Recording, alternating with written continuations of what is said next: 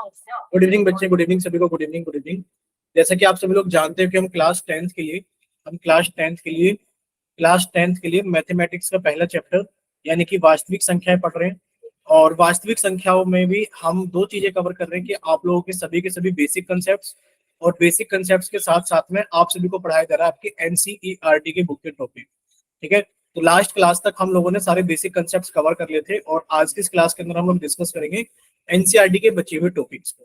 ठीक, ये आप सभी लोग अच्छे से जानते हो कि आपको अपनी क्लास के दौरान अपना माइक बंद रखना है और अपना कैमरा बंद रखना है, और आप लोगों से जो भी क्वेश्चंस पूछे जाएंगे आपको सभी के आंसर्स यहाँ थ्री डॉट्स पर क्लिक करके, एक्टिविटीज पर क्लिक करके, वन एक्टिव पोल पर क्लिक करके, और जो भी ऑप्शन सेलेक्ट है ऑप्शन पर क्लिक करोगे और साथ में लिखे वोट पर भी क्लिक करोगे।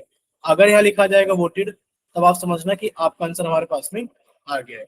ठीक है, चलिए, लास्ट क्लास के अंदर हम लोगों ने अपरिमेय संख्याएं यानी कि इर्रेशनल नंबर्स के बारे में सीखा था।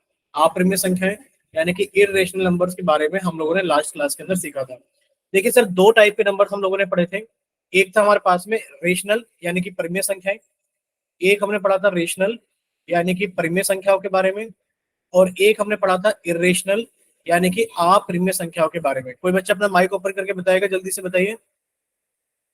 क्या कोई बच्चा अपना माइक ओपन करके बताएगा? बोलिए। देखो, आप दो तीन ही बच्चे हो क्लास के अंदर, आप लोग थोड़ा सा पार्टिसिपेट क्या करें क्लास के अंदर, ताकि लगे कि हाँ क्लास के अंदर कुछ तो बच्चे हैं। बताइए, आप लोग हमें ये बताइए, आपने दो टाइप के नंबर्स पढ़े थे, परिमेय और अपरिमेय। जल्दी से माइक ओपन कीजिए, बताइए परिमेय संख्या कौन सी होती है? सर, जिन्हें पी क्यू के रूप में लिखा जा सके और क्यू नॉट इक्वल टू 0। हाँ, जिन्हें हम लोग पी अपॉन क्यू के रूप में लिख सकें, और जब पी अपॉन क्यू के रूप में लिखें तो पी और क्यू दोनों ही पूर्णांक हो, पी और क्यू दोनों ही पूर्णांक हो, और क्यू की वैल्यू नॉट इक्वल टू 0 हो। ऐसी संख्याएं, वे सभी संख्याएं वे सभी संख्याएं जिन्हें आप पी अपॉन क्यू के रूप में लिख सकें, जहां पी और क्यू पूर्णांक हो और Q is not equal to 0 हो, ये हमारी क्या कहलाती है? परिमेय संख्या कहलाती है। अपरिमेय संख्याएं कि सर जिन्हें आप पी अपॉन क्यू के रूप में नहीं लिख सकते, जिन्हें आप पी अपॉन क्यू के रूप में नहीं लिख सकते। अगर आप जबरदस्ती उन्हें पी अपॉन क्यू के रूप में लिख भी देते हो तो वहां पर पी और क्यू पूर्णांक नहीं हो सकते, वहां पर पी और क्यू क्या नहीं होते? पूर्णांक नहीं होते, और Q is not equal to 0। ठीक है, तो आपको ये चीज महसूस हो जाएगी कि जब आप उन संख्याओं को पी अपॉन क्यू के रूप में लिखोगे तो शायद आपको पी या क्यू ऐसी संख्या मिल जाए जो कि हमारे पूर्णांक नहीं होंगे। ठीक है, एग्जाम्पल के तौर पर अगर हम लोग बात करें, एग्जाम्पल के तौर पर अपरिमेय संख्याओं के अंदर हम लोगों ने याद किया था कि सर पाई जो है वो एग्जाम्पल है अपरिमेय संख्या का। पाई क्यों? सर पाई की लगभग वैल्यू 22/7 होती है, पाई की वैल्यू 22/7 नहीं होती। सर पाई की वैल्यू लगभग 3.14 होती है, पाई की वैल्यू 3.14 नहीं होती। ठीक, यानी कि अगर हम लोग अपरिमेय संख्याओं की बात करें तो सर जैसे कि पाई हमारी अपरिमेय संख्या है, क्यों? क्योंकि सर पाई की वैल्यू लगभग 22/7 या फिर लगभग 3.14 होती है। या फिर रूट के अंदर लिखी गई संख्या, कैसी संख्या? जो पूर्ण वर्ग ना हो, जैसे कि आपने 3 लिख दिया, आपने रूट के अंदर 2 लिख दिया, आपने रूट के अंदर 5 लिख दिया। तो रूट के अंदर लिखी हुई ऐसी संख्याएं जो कि पूर्ण वर्ग संख्याएं नहीं है, वो सभी संख्याएं आपकी अपरिमेय संख्या कहलाती है। बोलिए, इतना क्लियर सभी को? अपरिमेय संख्या क्लियर सभी को? अगर हम लोग परिमेय संख्या की बात करें तो सर परिमेय संख्या के अंदर जितनी भी प्राकृतिक संख्याएं हैं, यानी कि जितने भी नेचुरल नंबर्स हैं आपके 1 2 3 4 5 6 7 8, ये सभी प्राकृतिक संख्याएं आपकी परिमेय संख्याएं होती हैं, क्योंकि जिनके नीचे कुछ नहीं होता उसके नीचे आप एक मान लोगे। सर अगर हम बात करें जितनी भी पूर्ण संख्याएं हैं, जितनी भी पूर्ण संख्या यानी कि होल नंबर्स हैं, वो सभी के सभी क्या होते हैं? आपके परिमेय संख्याएं होती हैं। 0 1 2 3 4, ये सभी संख्या क्या होती है? हमारे क्या कहलाती है? परिमेय संख्या कहलाती है। और जितने भी हमारे पूर्णांक होते हैं यानी कि इंटीजर्स होते हैं, वो सभी के सभी हमारे क्या होते हैं? परिमेय संख्याएं होते हैं। जैसे कि आप बात करें -3, -5, 0 1, ये सभी संख्या क्या होती है? हमारे आपकी परिमेय संख्या यानी कि पी अपॉन क्यू के रूप में लिखी जा सकती हैं। और अगर हम बात करें रूट के अंदर आपकी पूर्ण वर्ग संख्या, जैसे कि 4 हो गया, रूट के अंदर 1 हो गया, रूट के अंदर 9 हो गया, रूट के अंदर 16 हो गया, ये सभी पूर्ण वर्ग संख्या है। जैसे कि रूट 4 का मान कितना हो जाएगा? सर रूट 4 का मान 2 हो जाएगा, रूट 1 का मान 1 हो जाएगा, रूट 9 का मान 3 हो जाएगा, और रूट 16 का मान 4 हो जाएगा। अगर रूट के अंदर पूर्ण वर्ग संख्याएं लिखी गई हैं तो वो सभी संख्याएं क्या कहलाएंगी, आपकी प्रीमिय संख्याएं कहलाएंगी। और अगर हम लोग एग्जाम्पल की बात करें तो सर एक एग्जाम्पल और होता है हमारे पास में दशमलव का, शांत दशमलव, शांत दशमलव, जैसे कि सर हमारे पास में लिखा है 4.5। बच्चे ये भी आप लोग पी अपॉन क्यू के रूप में लिख सकते हो। तो जितने भी शांत दशमलव होते हैं सभी के सभी क्या होते हैं, हमारे प्रीमिय संख्याएं होती है। बोले इतना क्लियर सभी को? Yes sir. ठीक है, अगर इतना सभी को क्लियर है तो बच्चे अब हम लोग आगे चलते हैं। ठीक है, यानी कि अप्रिमेय संख्याएं और परिमेय संख्याएं सभी को क्लियर है, और पूर्णांक सभी को क्लियर होने चाहिए, क्योंकि सर यहाँ पर लिखा है पूर्णांक के बारे में। देखो स्टार लगा के देखो, स्टार लगा के देखो, पूर्णांक के बारे में लिखा हुआ है। तो सर हमें पूर्णांकों के बारे में ज्यादा नॉलेज होनी चाहिए। और अगर हम पूर्णांकों की नॉलेज की बात करें तो सर पूर्णांक क्या होता है? सर अगर हम लोग पूर्णांकों को देखें, अगर हम लोग इंटीजर्स को देखें तो बच्चे इंटीजर्स क्या होते हैं? सर इंटीजर्स कुछ नहीं होते, इंटीजर प्राकृतिक संख्याएं होती हैं, 1 2 3 4, उसमें जीरो भी आ जाता है और उसमें प्राकृतिक संख्याओं के माइनस वाले निशान, -1 -2, यानी कि इस तरीके की जो संख्याएं होती है वो इंटीजर्स पूर्णांक कहलाती है।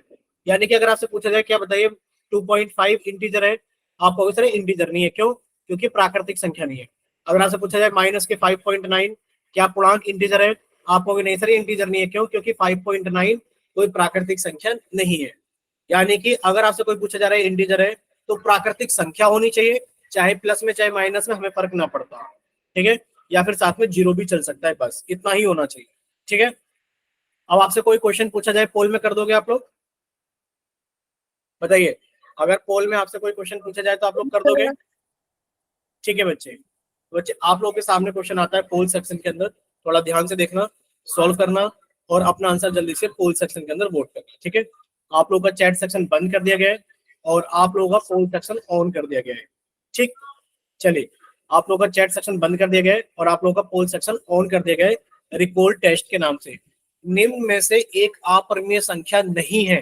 देखिए क्या लिखा है, निम्न में से एक अपरिमेय संख्या नहीं है, निम्न में से एक अपरिमेय संख्या नहीं है, निम्न में से एक अपरिमेय संख्या नहीं है, यानी कि नोट अ इरेशनल नंबर, अपरिमेय संख्या नहीं है।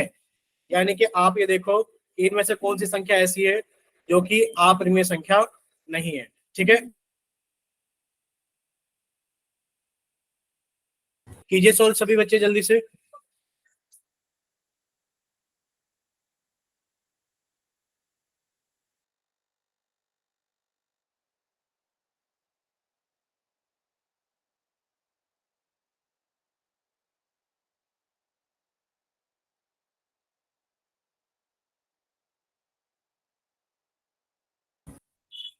ठीक,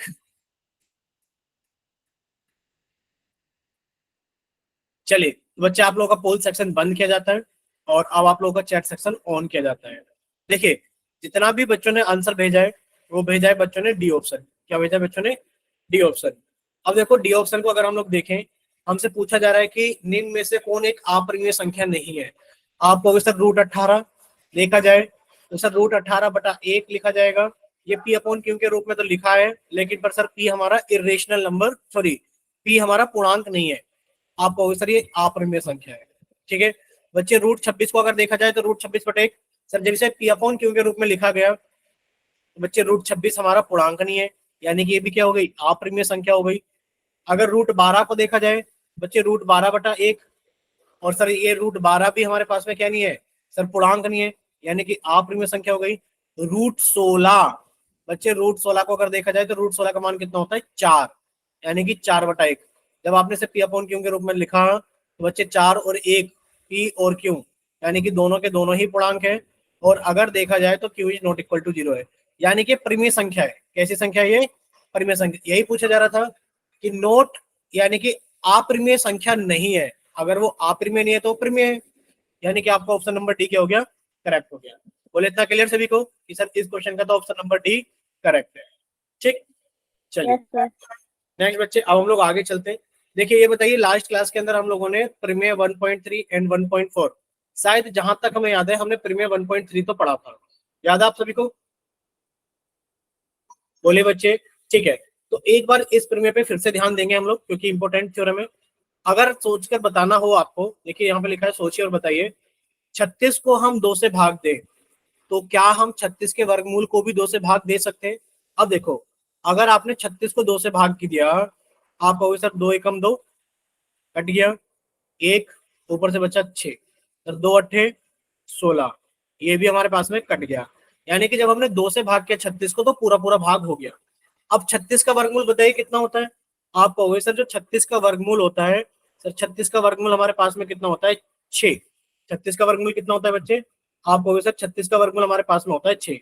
अब यही पूछा जा रहा है कि आप 36 के वर्गमूल को, एक मिनट इसको हटा देते हैं।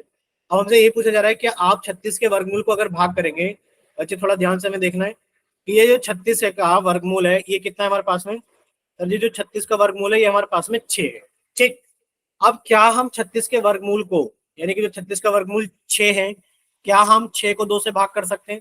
कर दो भाग बच्चे, 2 से भाग किया 6 को, बच्चे 2 तिया 6, यानी कि ये भी पूरा पूरा भाग हो गया।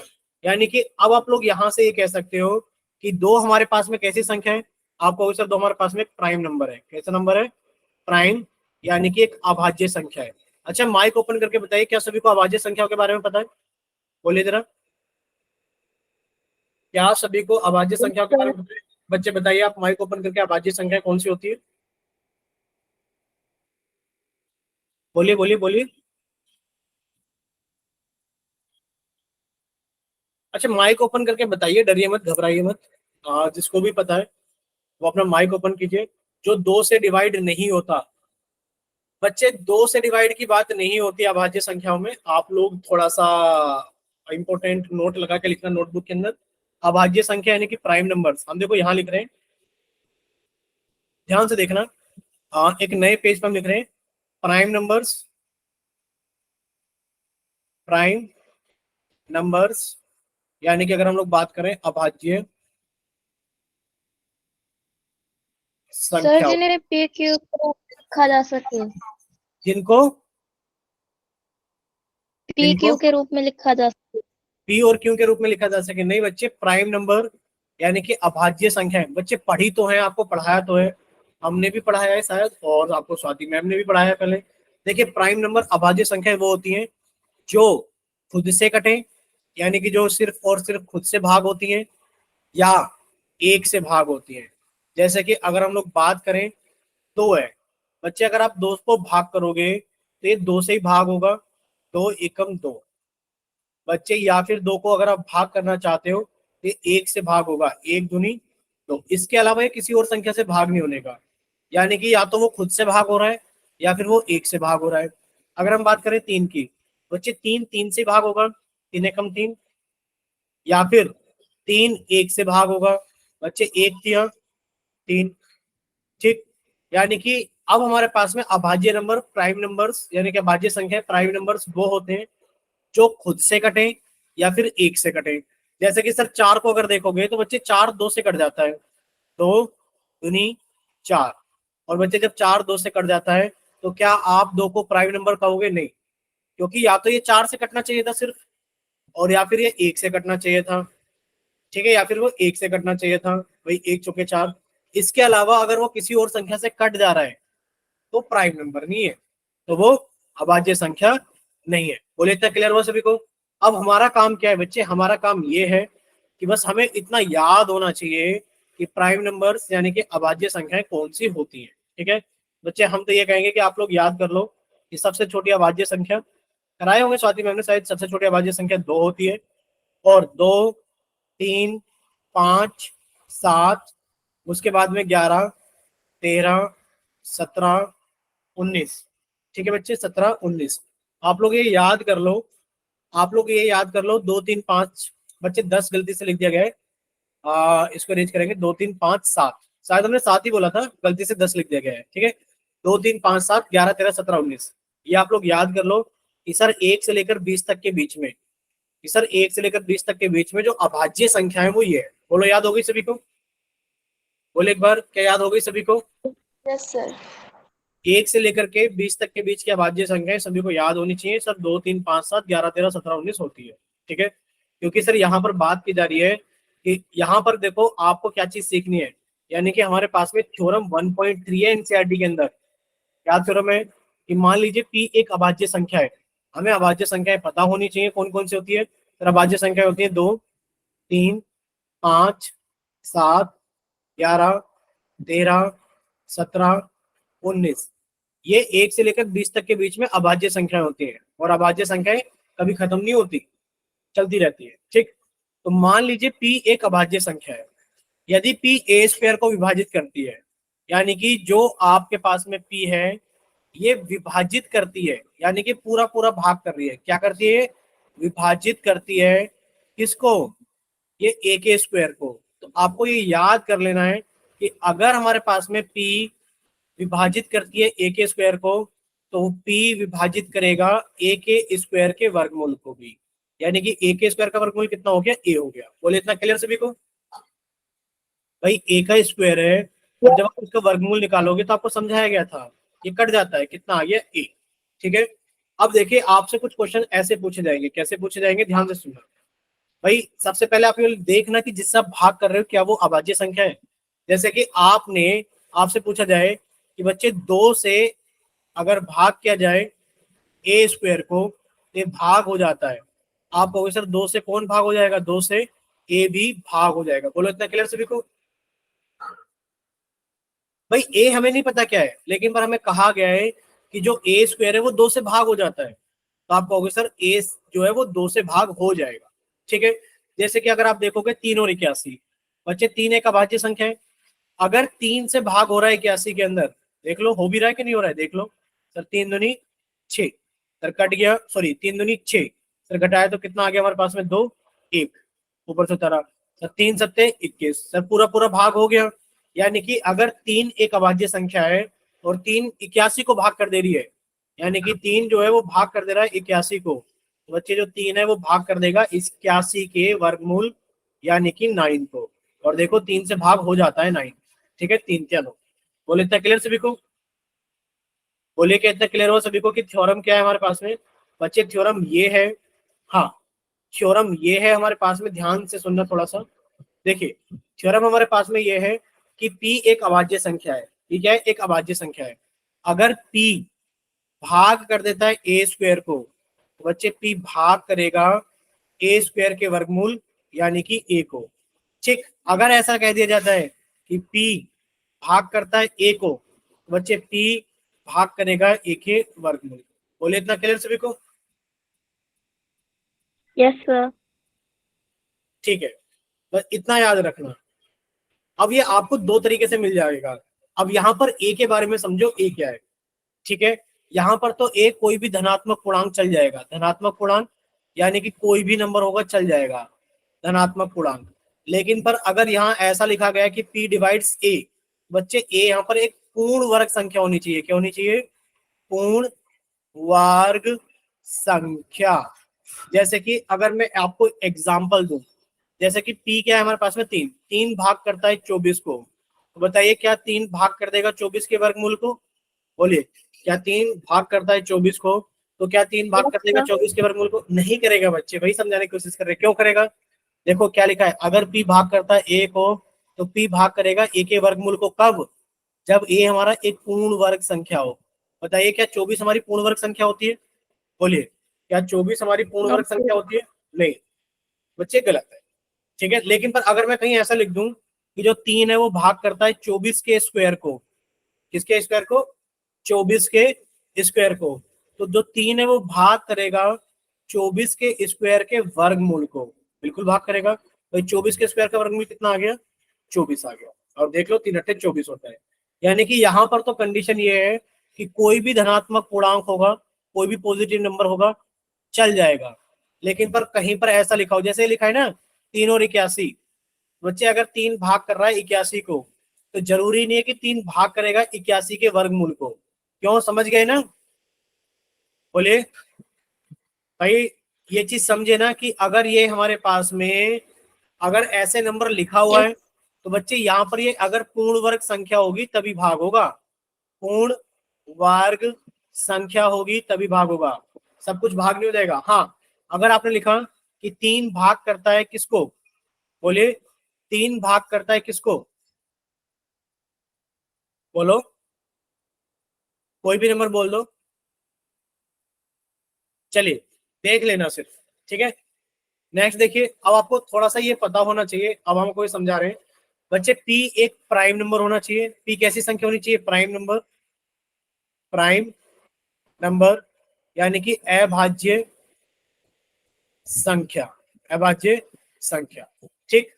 अब आपको ये याद रखना है कि पी अगर एक प्राइम नंबर अभाज्य संख्या है, अगर पी भाग कर रहा है किसी संख्या के स्क्वायर को, तो पी भाग करेगा उसके वर्गमूल को भी, यानी कि ए को भी। बोलिए इतना क्लियर सभी को?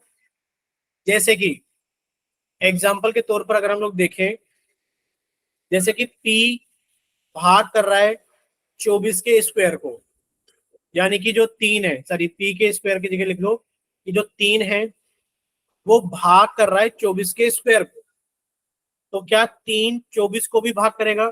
आप ये देखो, क्या 24 के स्क्वायर को ये भाग कर रहा है? ये 24 के स्क्वायर को पूरा पूरा भाग कर रहा है। देखो बच्चे 24 का स्क्वायर कितना होगा? 24 इंटू 24, और जब 3 से भाग करोगे सर पूरा पूरा भाग हो गया। क्या हो गया? पूरा पूरा भाग हो गया। तो 3 24 को भी भाग करेगा, ठीक है। चले आगे, बोलिए एक बार। ठीक है, अब इस प्रमेय की सहायता यस से हम सर। सिद्ध करेंगे कि √2, √3 और √5 ये हमारे पास में क्या है? ये अपरिमेय संख्या है। इनको हम लोग सिद्ध करेंगे इस थ्योरम से, ठीक। अब आपको ये बताओ, माइक ओपन करके क्या चीज समझ में आई? आपको ये चीज समझ में आई कि अगर कोई संख्या का स्क्वायर भाग हो रहा है किसी प्राइम नंबर से, तो सर वो संख्या भी भाग होगी प्राइम नंबर से, ठीक है। ये याद रख लेना, कोई भी संख्या है एन, अगर उसका स्क्वायर भाग हो रहा है किसी भी अभाज्य संख्या यानी कि प्राइम नंबर से, तो उस संख्या का वर्गमूल, जिस संख्या का वर्ग, एक सेकंड रुकना सर, कि सर जिस संख्या का वर्ग, ये रहा कि सर जिस संख्या का वर्ग हमारे भाग हो रहा है प्राइम नंबर से, तो वो संख्या भी हमारी क्या होगी? उस प्राइम नंबर से यानी कि अभाज्य संख्या से भाग होगी। बस हमें इतना याद रखना, ठीक। चलिए क्वेश्चन पूछे पोल में आपसे, बोलिए क्या क्वेश्चंस पूछे आपसे? ठीक है बच्चे, अब आप लोगों से क्वेश्चंस पूछे जाते हैं पोल सेक्शन के अंदर। देखिए पहला क्वेश्चन ये रहा आप लोगों के सामने, आप लोगों का चैट सेक्शन बंद कर दिया गया है।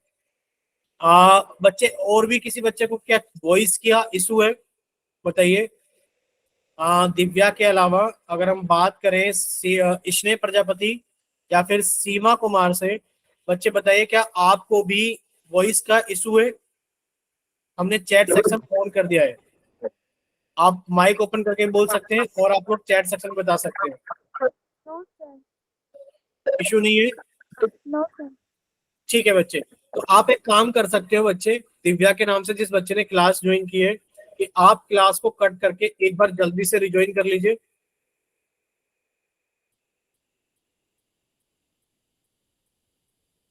ठीक है, तो आप लोगों का चैट सेक्शन फिर से बंद कर दिया जाता है और आप लोगों का फिर से पोल सेक्शन ऑन किया जाएगा।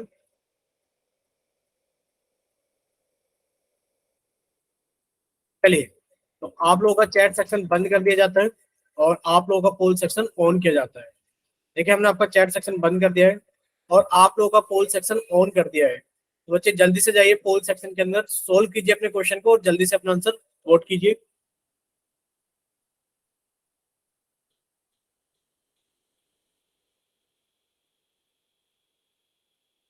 देखिए यदि 3 36 को विभाजित करता है तो 3 डैश को विभाजित करेगा।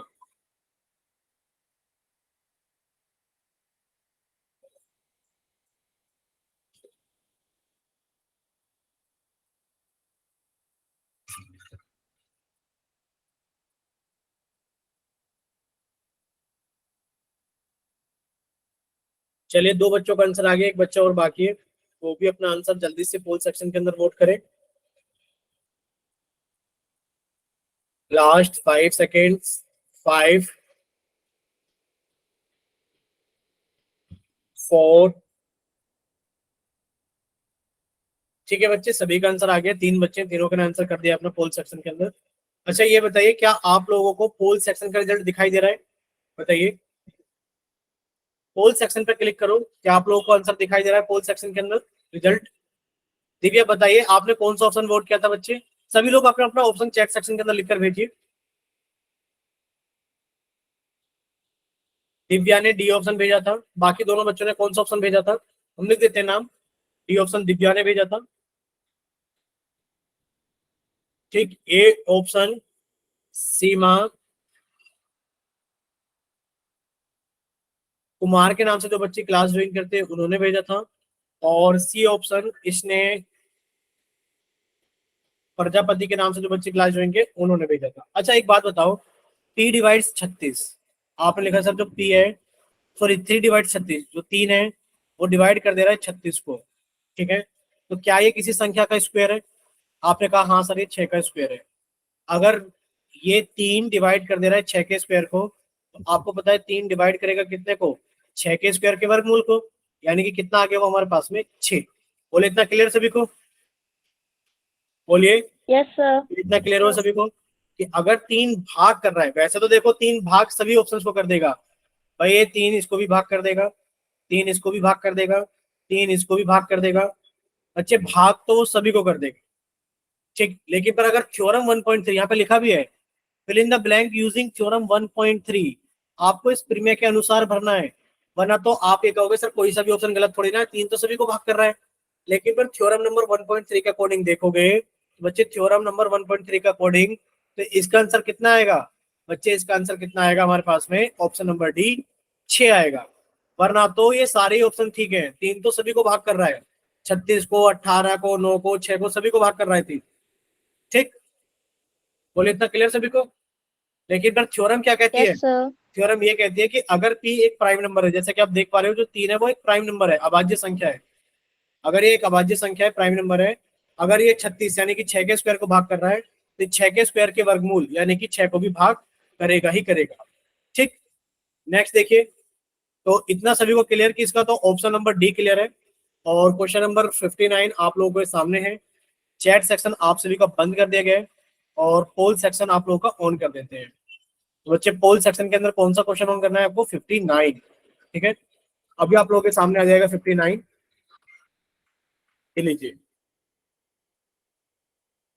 चलिए सभी के सामने 59 क्वेश्चन नंबर आ गया होगा, जल्दी से सॉल्व कीजिए और अपना आंसर जल्दी से पोल सेक्शन के अंदर वोट कीजिए। ठीक है, चलिए।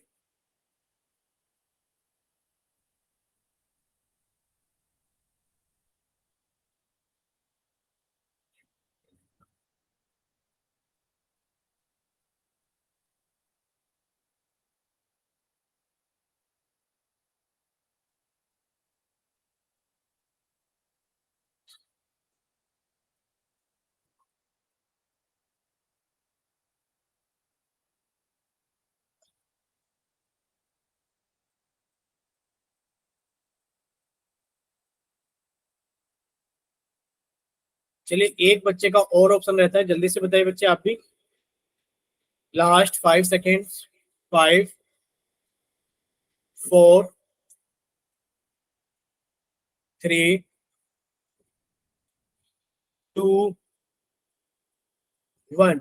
बच्चे दिव्या, सीमा और स्नेह प्रजापति में से सिर्फ 2 बच्चों ने अपना आंसर पोल सेक्शन के अंदर वोट किया है। चलिए तीनों का आंसर आ गया। ठीक है बच्चे, पोल सेक्शन बंद किया जाता है और आप लोगों का चैट सेक्शन ऑन किया जाता है। ठीक है, चलिए। तो अब आप लोगों से पूछिए कि मतलब आप लोगों से पूछा जा रहा है कि यदि ए स्क्वायर 2 से विभाजित है, यानी कि अगर ए स्क्वायर को देखा जाए, अगर वो 2 से विभाजित है, बच्चे ए स्क्वायर का जो वर्गमूल होगा वो भी 2 से विभाजित होगा। और ये सर आंसर कितना आ गया? ए। ए भी 2 से विभाजित होगा, यानी कि बात पक्की है। बोले इतना क्लियर सभी को? Yes sir. ठीक है, तो बच्चे अब हम लोग आगे चलते हैं। ठीक, तो बच्चे अब हम लोग आगे चलते हैं। देखिए ये रहा। ठीक है, अब आप लोग अपनी कॉपी के अंदर हेडिंग डालना, प्रीमे 1.4 यानी कि थ्योरम 1.4। क्या डालनी है हेडिंग? प्रीमे 1.4 यानी कि थ्योरम नंबर 1.4। देखिए क्या लिखा है कि √2 एक अप्रिमेय संख्या है। ये आप लोग जानते ही हो कि सर वर्गमूल के अंदर, वर्गमूल के अंदर अगर हम लोग ऐसी संख्या, देखो एक का वर्ग कितना होता है सर? 1 होता है। 2 का वर्ग कितना होता है सर? 4 होता है। 3 का वर्ग कितना होता है सर? 9 होता है। 4 का वर्ग कितना होता है? 16 होता है। 5 का वर्ग कितना होता है 25 होता है। 6 का वर्ग कितना होता है? 36 होता है। ठीक है, इस तरीके से देखोगे 7 का वर्ग कितना होता है? 49 होता है। अगर आप इन संख्याओं के ऊपर ध्यान दो, अगर आप इन संख्याओं के ऊपर ध्यान दो, 1, 4, 9, 16, 25, 36, 49, ये सभी संख्या कैसी है? ये सभी संख्याएं पूर्ण वर्ग संख्याएं। कैसी संख्याएं? पूर्ण वर्ग संख्याएं। जैसे कि अगर आपसे कोई पूछे कि आप √4 का मान बताओ कितना होगा, तुरंत कहोगे 2 होगा। बच्चे आपसे पूछा जाए √9 का मान बताओ कितना होगा, 3 होगा। √16 का मान बताओ कितना होगा, सर 4 होगा। √25 का मान बताओ कितना होगा, सर 5 होगा। तो आप लोग इस तरीके से लिख सकते हो, √4 का मान 2 होगा, √9 का मान 3 होगा, √16 का मान 4 होगा, √25 का मान 5 होगा। ठीक। लेकिन पर अगर हम लोग आपसे पूछें कि बताइए √3 का मान क्या होगा, नहीं पता। सर √5 का मान कितना होगा, नहीं पता। सर √6 का मान कितना होगा, नहीं पता। सर √7 का मान कितना होगा, नहीं पता। तो जो हमें नहीं पता, 3, 5, 6, 7, इनको आप लोग बोलते हो कि सर √3, √5, √6, √7, √8। ये सभी संख्या क्या है हमारे पास में? √8। ये सभी संख्या क्या है हमारे पास में? अप्रिमेय संख्या है। क्यों? क्योंकि सर 3, 5, 6, 7, 8 ये पूर्ण वर्ग संख्याएं नहीं है, जिसकी वजह से रूट के अंदर लिखी गई संख्याएं सभी क्या कहलाएंगी? अप्रिमेय संख्याएं कहलाएंगी। बोलो, इतना क्लियर सभी को? Yes sir. इतना क्लियर? हाँ, आप ये कहोगे हाँ सर इतना तो पता है कि अप्रिमेय संख्या है। फिर ये क्यों कह रहा है कि √2 एक अप्रिमेय संख्या है? बच्चे, अगर आपसे क्वेश्चन पूछा जाए कि आपको सिद्ध करना है, आपको बताना नहीं है किसी को, यानी कि अगर आपसे पूछा जाए कि बच्चे आपको ये सिद्ध करना है, क्या करना है? कि आप ये सिद्ध कीजिए कि √2 एक अप्रिमेय संख्या है। √2 एक अप्रिमेय संख्या है, अप्रिमेय संख्या है। ये आपको सिद्ध करना है। ये आपको क्या करना है? सिद्ध करना है। तो कोई बच्चा बताएगा कैसे सिद्ध करेंगे इसको? अगर सर हम इसे क्या चीज बच्चे? सर हम इसे परिमेय मान लेंगे और फिर सॉल्व करेंगे तो हमारा आंसर गलत आएगा, फिर हम कह देंगे कि हमारा आंसर गलत था, तो फिर यह एक अपरिमेय संख्या है। ठीक है, यानी कि आपको मेथड तो पता है। इस मेथड को हम लोग बोलते हैं विरोधाभास मेथड। यानी कि इसके अंदर आप चीजों को गलत मान कर चलते हो और बाद में कहते हो यार इस वजह से क्वेश्चन गलत हो रहा है क्योंकि मैंने गलती से इसको गलत मान लिया था। यानी कि जो मैंने माना है वो गलत है और जैसा मैंने माना है वो ऐसा नहीं है, ये वैसा है। ठीक है, यानी कि इस तरीके से हम लोग इन वाले क्वेश्चंस को प्रूव करते हैं। लेकिन पर इन वाले क्वेश्चंस को प्रूव करने से पहले हम आपसे पूछना चाहें कि बताइए, क्या रेलगाड़ी की लंबाई को आप ऐसे लिख सकते हो कि रेलगाड़ी की लंबाई जो है, हमने यहाँ पे लिखा कुछ कि रेलगाड़ी की लंबाई कैसी होती है? ज्यादा होती है, कम होती है? बताइए, रेलगाड़ी की लंबाई कैसी होती है? ज्यादा होती है, कम होती है? ज्यादा होती है। अच्छा ये बताओ, हवाई जहाज की स्पीड कैसी होती है? ज्यादा होती है, कम होती है? सर ज्यादा। नहीं सर कम। ठीक है, हमने लिख दिया। अब यहाँ पर देखिए आप लोग कि हमने लिखा जो रेलगाड़ी की लंबाई है, क्या वो हवाई जहाज की चाल के बराबर हो सकती है? बताओ। आप कहोगे सर ये भी ज्यादा होती है और आप कहोगे सर ये भी ज्यादा होती है। तो क्या आप इसको बराबर लिख सकते हो? ये बताओ कि जो रेलगाड़ी की लंबाई है, कि वो हवाई जहाज की चाल के बराबर हो सकती है? अब आप ये बताओ, अगर आप रेलगाड़ी की लंबाई निकालोगे, बच्चे रेलगाड़ी की लंबाई किस में होगी? मान लीजिए 200 मीटर, मान लीजिए 200 मीटर, 300 मीटर। और जो हवाई जहाज की चाल होगी वो होगी किलोमीटर पर आवर में या फिर मीटर पर सेकंड में। तो आप क्या इनको कंपेयर कर सकते हो? बताओ। क्या आप अनुज की लंबाई को क्या आप अनुज की लंबाई को क्या आप अनुज की लंबाई को आप श्यामू की उम्र के साथ कंपेयर कर सकते हो? बताओ, बोलिए। No sir. नहीं कर सकते ना? क्यों नहीं कर सकते? क्योंकि सर लंबाई एक अलग चीज में नापी जाती है। लंबाई एक अलग चीज में नापी जाती है, उम्र एक अलग चीज में नापी जाती है। ठीक है, तो यहाँ पर लंबाई एक अलग चीज में नापी जाती है, चाल एक अलग चीज में नापी जाती है। जब आप चीजों को कंपेयर करते हो, यानी कि जब आप उनके अंदर इक्वल टू का साइन लगाते हो, तो बच्चे वो चीजें हकीकत में बराबर होती है। कोई कहने लगे 2 बराबर 4 है तो क्या 2 4 के बराबर हो जाएगा? नहीं, आप ये कह सकते हो कि 2 2 के बराबर है और 4 4 के बराबर है। ये बात सच है, लेकिन पर क्या ये बात सच है ये बताओ? क्या बराबर का निशान लगाने से, क्या बराबर का निशान लगाने से वैसी चीजें हो जाती है जैसी होनी चाहिए?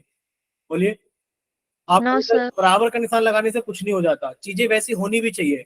अगर आपने किसी के सामने लिख दिया 2 बराबर 4 है, तो भाई साहब बहुत गलत बात है, 2 बराबर 4 हो ही नहीं सकता। तो आप किसी चीज को अगर बराबर लिखते हो तो वो ऐसा होना भी चाहिए, ठीक है? ये हम क्यों समझा रहे हैं? क्योंकि अभी एक बच्चे ने कहा था कि सर अगर हमें √2 एक अपरिमेय संख्या है, ये प्रूफ करना है, तो हम पहले ये मानेंगे कि √2 क्या है। देखो सबसे पहला स्टेप क्या होगा इसके अंदर, ध्यान से सुनना सर। इसके अंदर पहला स्टेप होगा कि माना √2 एक परिमेय संख्या है, और आप लोग जानते हो परिमेय संख्याओं को आप लोग P अपॉन Q के रूप में लिख सकते हो, जहां पर P और Q पूर्णांक होता है और Q is not equal to 0 होता है। ये आपने पढ़ा है ना? तो सबसे पहला चरण ये होता है कि आपने √2 को एक परिमेय संख्या मान लिया। अब बताइए, अगर आपने √2 को एक परिमेय संख्या मान लिया, आपने कहा सर √2 कितना है? A अपॉन बी के बराबर है, क्योंकि भाई वो सभी संख्याएं जिन्हें आप P अपॉन Q के रूप में लिख सकते हो वो परिमेय संख्या कहलाती है। बट आपको यहाँ पर एक चीज साथ में लिखनी पड़ेगी, जहां A और B सह अभाज्य संख्याएं हैं, जहां A और B सहभाज्य संख्याएं हैं। बोलो इतना क्लियर सभी को? क्या कोई बच्चा अपना माइक ओपन करके बताएगा सहभाज्य क्या होता है? सह अभाज्य यानी कि को प्राइम क्या होता है? कोई बच्चा अपना माइक ओपन करके बताएगा, जल्दी से बताइए। सह अभाज्य यानी कि क्या कोई बच्चा को प्राइम के बारे में बताएगा अपना माइक ओपन करके? कोई भी बच्चा? देखो यहाँ पर प्राइम भले ही लिखा है, आप लोगों ने आज प्राइम नंबर्स पढ़े थे। बोलिए, कोई बच्चा माइक ओपन करके बताएगा कि प्राइम नंबर कौन से होते हैं? बताओ, प्राइम नंबर कौन से होते हैं? सिर्फ प्राइम नंबर्स। अभाज्य संख्या कौन सी होती है? आज ही पढ़ाया हमने क्लास के अंदर अभाज्य संख्या है। सर 2 3 5 7 ये। ठीक है, यानी कि सर वो सभी संख्याएं जो अपने आप से कटे या फिर एक से कटे अभाज्य संख्या कहलाती हैं। ठीक है, जैसे कि 2 3 5 7 11 13 17 19। बच्चे अगर आपसे पूछा जाए सहअभाज्य कौन सी होती है, आप लोगों ने एचसीएफ के बारे में सुना है? ये बताओ, क्या आप लोगों ने एचसीएफ के बारे में सुना? ठीक है, ठीक है। अच्छा आप बताओ 3 और 4 का एचसीएफ कितना होगा? बोलिए, 3 और 4 का एचसीएफ कितना होगा?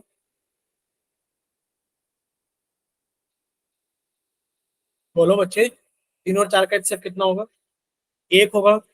वेरी गुड भाई साहब, जिसने भी जवाब दिया वेरी गुड। अगर हम आपसे ये पूछे जाएं, अगर हम आपसे ये पूछा जाए, बताइए 4 और 9 का एचसीएफ कितना होगा? सर 1 और 3। 4 और 9 का एचसीएफ 1 और 3 कैसे हो सकता है? एचसीएफ तो कोई एक ही संख्या होगी ना।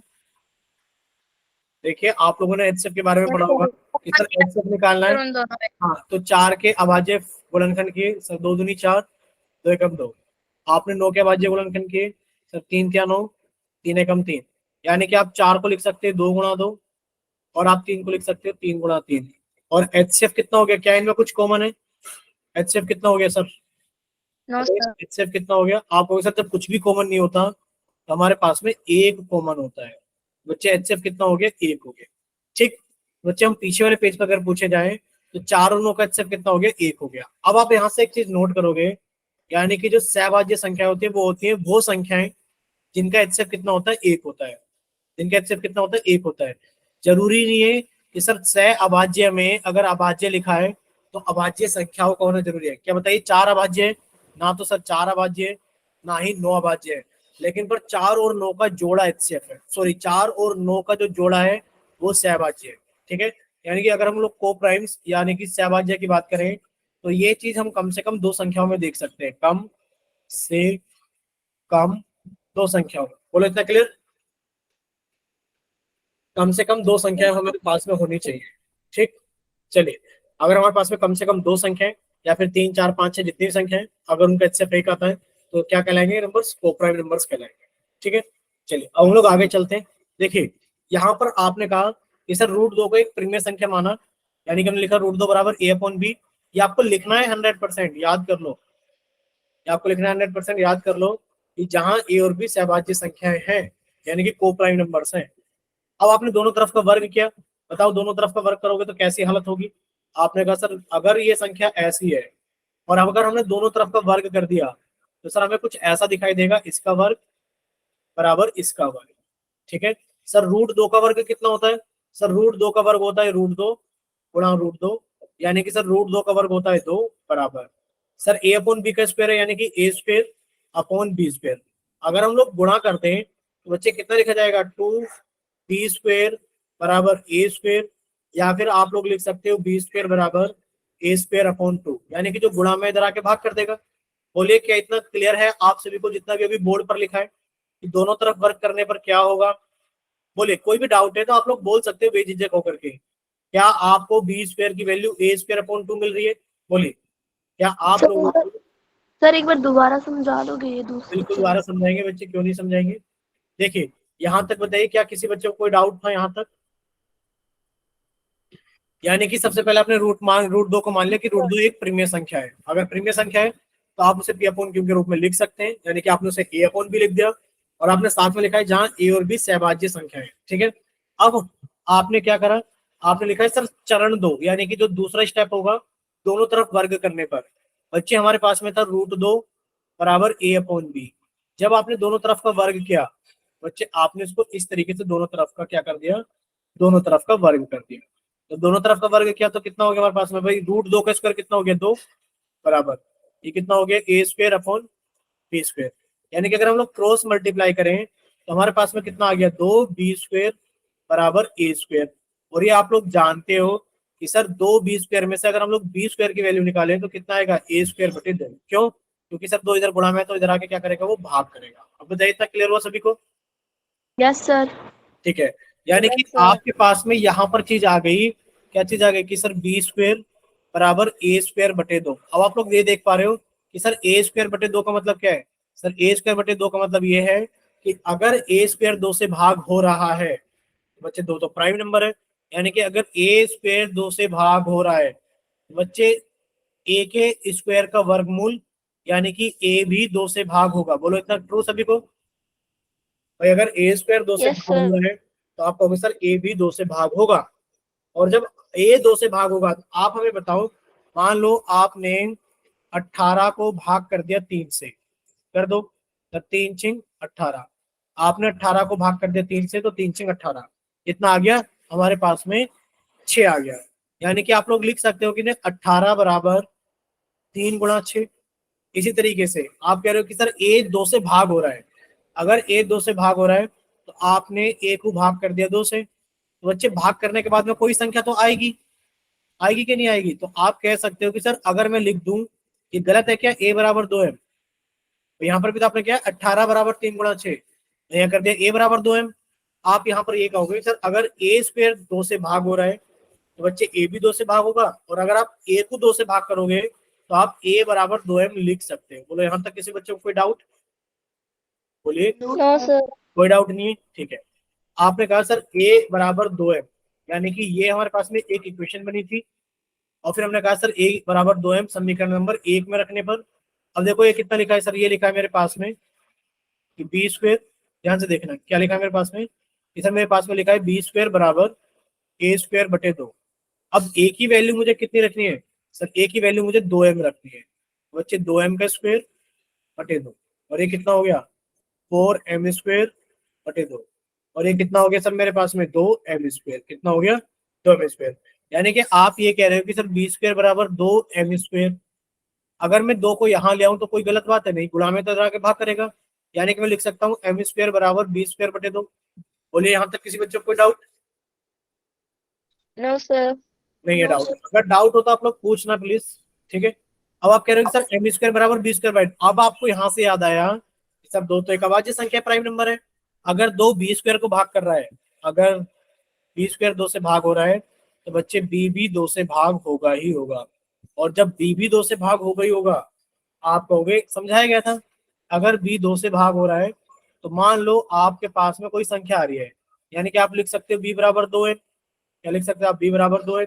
यानी कि आपने कहा सर बी भी 2 से भाग हो रहा है, इसके आगे चाहे ना भी लिखोगे तब भी कोई जरूरत नहीं है। आप कहोगे सर बी जो है वो 2 से भाग हो रहा है।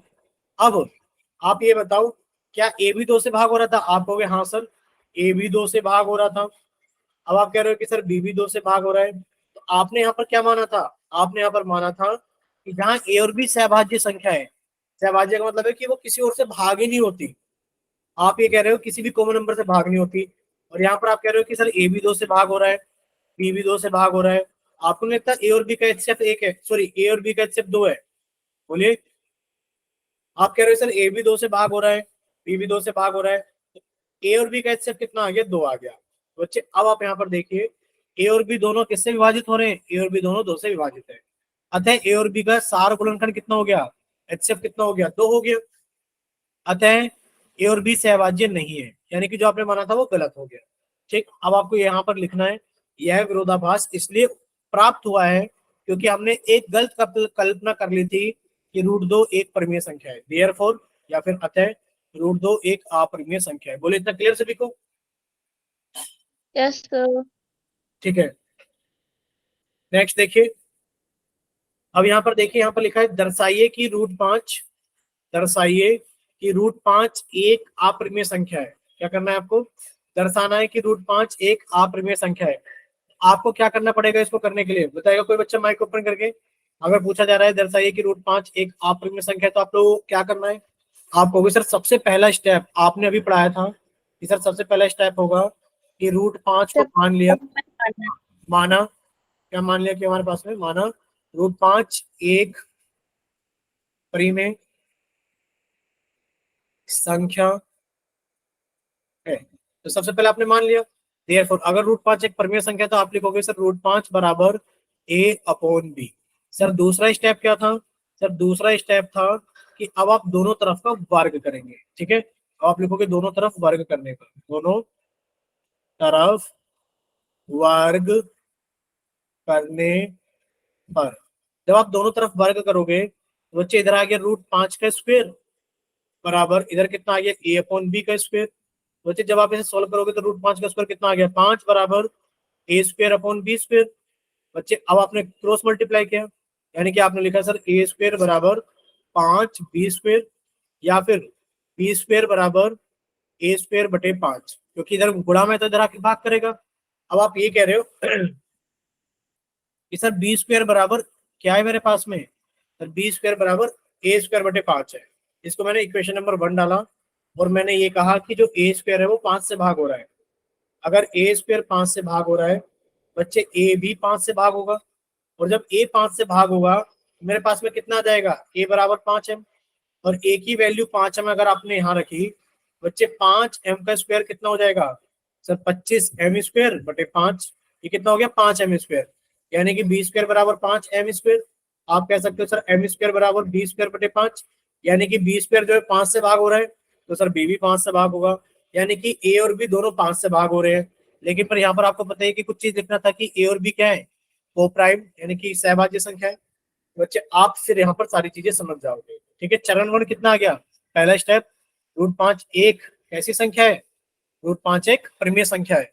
अगर √5 एक परिमेय संख्या है आप क्या कहोगे? सर √5 अगर एक परिमेय संख्या है तो सर हमने माना √5 बराबर a/b, जहां ए और बी कैसी संख्या है बताइए? जहां ए और बी सहभाज्य। सह अभाज्य संख्या है, यानी कि इनके बीच में कुछ भी कॉमन नहीं है। ठीक, दोनों तरफ वर्क करने पर कितना आ जाएगा? सर 5 बराबर a²/b²। इसको सॉल्व करेंगे तो कितना आ जाएगा सर क्रॉस मल्टीप्लाई करने पर? कि सर a² बराबर 5b², या फिर हम लोग लिख सकते हैं कि b² बराबर a²/5। हमने इसको इक्वेशन नंबर 1 डाला और हमने ये कहा कि जो a² है वो 5 से भाग हो रहा है, जो a² है वो 5 से भाग हो रहा है, तो a भी 5 से भाग होगा। अगर a 5 से भाग होगा तो हमारे पास में आ जाएगा a बराबर 5 है, आ जाएगा। अब a की वैल्यू 5m आपने उठा करके यहाँ पुट कर दी। ठीक है, a की वैल्यू 5m उठा करके आपने यहाँ पुट कर दी। कीजिए, b² बराबर a²/5, और a की वैल्यू कितना रखा? 5m। बच्चे 5m का स्क्वायर/5, ये कितना हो गया? 25m²/5, और ये कितना आ गया? 5m², यानी कि b² बराबर 5m², या फिर हम लोग लिख सकते हैं m² बराबर b²/5। अब हम लोग कह सकते हैं कि सर b² 5 से भाग हो रहा है तो बच्चे b भी किससे भाग होगा? 5 से भाग होगा। ठीक, अब आपको पता लग गया है कि a और b दोनों 5 से विभाजित है, अतः a और b का सारा गुणनखंड यानी कि HCF कितना हो गया? 5 हो गया। तो क्या अब a और b सहभाज्य है? तो आप कहोगे नहीं सर अब a और b सहभाज्य नहीं है। और ये गलती क्यों हुई है? क्योंकि यह विरोधाभास इसलिए प्राप्त हुआ है क्योंकि हमने गलत कर ली थी कि √5 एक परिमेय संख्या है। देयरफॉर या फिर आता है √5 एक अपरिमेय संख्या है। बोले इतना क्लियर सभी को? बोलिए। Yes sir. ठीक है बच्चे, अगर इतना क्लियर है तो अब हम ये क्लास यहीं तक रखते हैं। अगर आपको कोई डाउट है तो आप लोग अपना डाउट पूछ लीजिए। ठीक है, ये क्लास आज हम लोग यहीं तक रखते हैं। अगर आपको कोई डाउट है अभी आप लोग अपना डाउट पूछ सकते हैं।